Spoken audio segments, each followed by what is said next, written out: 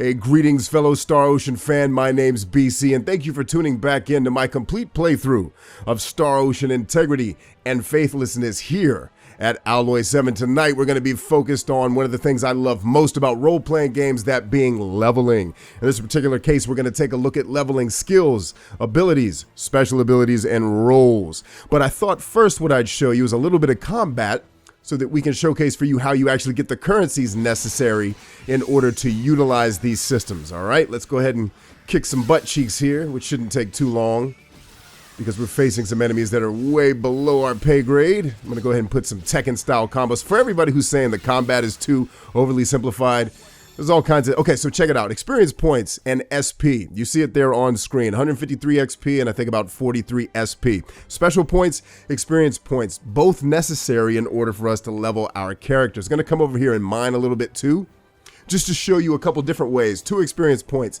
3 SP, but also getting items necessary to craft in the crafting system. Now that I have some currency, let's talk about how do we actually level our character. Well, one way we level our character is through the roles. We go to the learn roles here. You can see I have plant slayers, insect slayers. Somewhat similar to what I remember about Final Fantasy XII's Gambits, which by the way is my favorite combat customization system ever in a role-playing game. I thought it was genius. I thought they made some mistakes about how they issued out the Gambits, but Gambits were genius. But the bottom line here is there's different things I can have my characters focus on. Things that I've learned, some things that I haven't learned. But what we're going to do here is go ahead and level up the attacker role, which is what our good friend Fidel is using right now. As you can see up in the top right-hand corner, it's going to take me 897 SP. Take note of that because that's going to be important for the rest of this discussion. 897 SP at a level attacker up to level 7. You saw how that worked? Amazing. Let's go ahead and learn some roles for our good friend Miki as well. So the healer role, I can level up for 47 SP to get it to level 3. And then another 400 SP. Wait, let's see what Savior does. I'm curious about that one.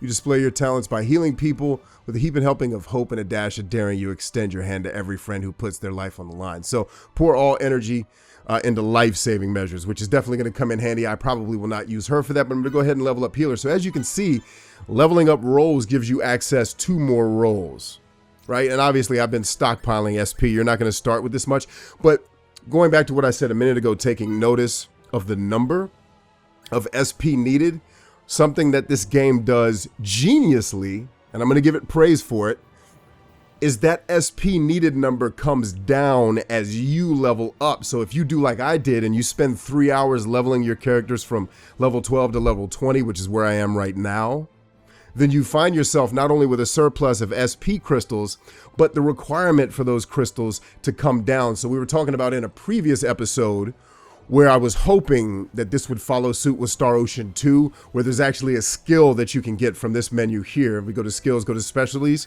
There was a specialty that you could use. I forgot the name of it in Star Ocean 1 and 2, but it created a situation where you needed less SP to level up your special abilities, like what you're looking at here. Harvesting, excavation, fishing, compounding, etc. It also brought down the XP needed to level your character. But what it seems like Star Ocean is doing in this particular, Star Ocean 5 rather, is doing in this particular case is instead of forcing you to level up a skill that causes you to level up easier, it just says as you level up, we're just going to make it easier for you to buy upgrades to yourself. And I personally think that that's quite amazing. I'm a huge fan of that. We're going to have a later leveling episode where we talk about learning special attack abilities and healing abilities. I can't show you that now because I've spent the whole 5 hours and 36 minutes playing this game just leveling my character, so I haven't got the tomes necessary to unlock these skills, but we'll definitely be able to show you how that's done later. But right now, let's go back to the specialties menu, and you can see I just did some excavation over there, but let's plus that up. Because another thing I want to do in this episode is fishing, to see if fishing is actually going to allow us to get some SP as well. Definitely want my compounding skills to come up. I want my harvesting skills to come up. But I don't want to spend too much because I'm really focused right now in the game on getting my roles as an attacker maxed out to level 9. Like my whole focus right now is stockpiling all of my SP to get the attacker role squared away. But I wanted to, show you since I made this episode about leveling. I wanted to show you at least what it looks like. So I was willing to expend a little SP there to get off my goal to, you know, for the good of the audience. Trying to show you all some love. Let's go over here. Gonna do some more killing. So you can see at the end of a battle, I get 151 XP and 27 SP. The game is actually fairly generous with SP. I saw some people complaining online about, you know, why does everything cost SP? And I'm like, I think it's great because it's an incentive for people like me who will spend hours level grinding. Let me go ahead and kill these guys so they don't bother our fishing. For a person like me who loves level grinding, it's right up my alley. Like, I'm a fan. And I can definitely feel my character getting stronger now. It took a while for that to kick in, but Fidel is definitely getting stronger in this regard. Let's go ahead and do some fishing here, shall we?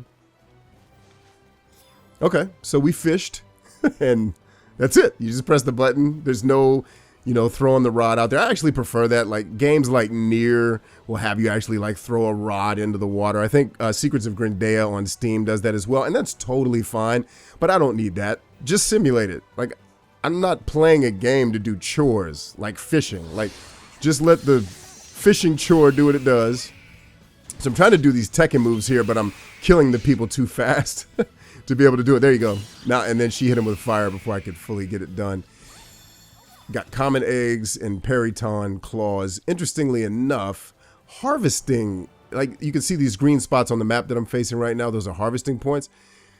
Not all of them have respawned, which is weird because they typically respawn after you save the game, which I did after the last show you watched. Let's go ahead and just dust this guy off. He's done.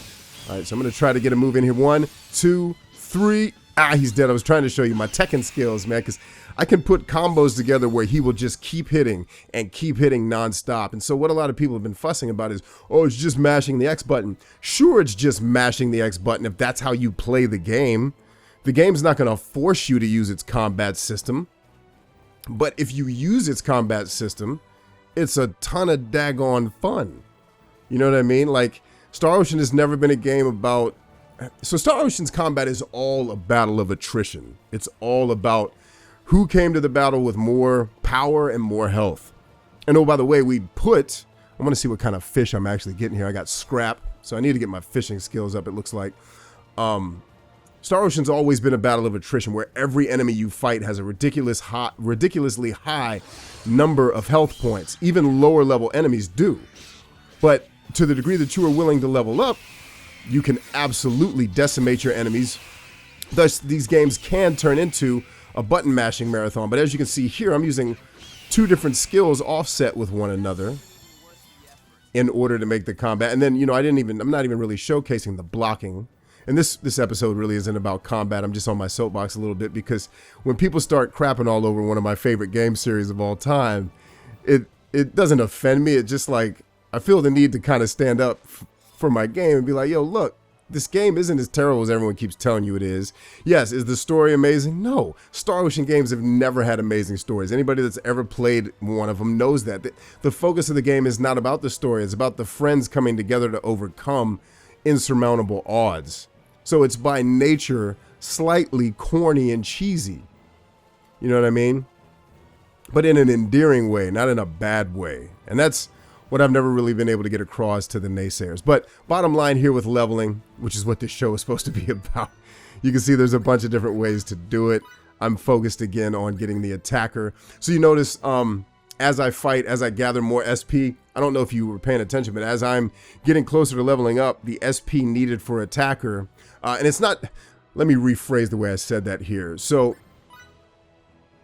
the attacker roll, you can see, it's not the level of my character going up alone. It's, you have the roll level, but then you have mastery at that level. As you continue to fight, you get more mastery. And because you can see now I went from 0 to 1% mastery, the SP needed came down from 1,600 to 1,578. Makes sense? Good. So in a nutshell, that is the basics of leveling your characters. I'm still a huge fan of the way Star Ocean did this. If you've played Star Ocean 3 and Star Ocean 4, you know this really didn't exist. This is a throwback to Star Ocean 1 and 2. And I'm so, like, in the early videos I did when I heard Star Ocean 5 get announced, I was like, I'm praying they'll bring this back. Please, Jesus, let them bring back the menu where I get to level everything. And thankfully, the people at Tri-Ace were either listening or they're just really smart people. I'm going to go with really smart people. I imagine they weren't really paying much attention to yours truly. But anyway, that's what I had for you all today or tonight, whenever you may be watching. Not going to inundate you with a very long show. Thank you for watching. Be sure to subscribe. I love you guys. We're stronger than I. I'll see you on the next one.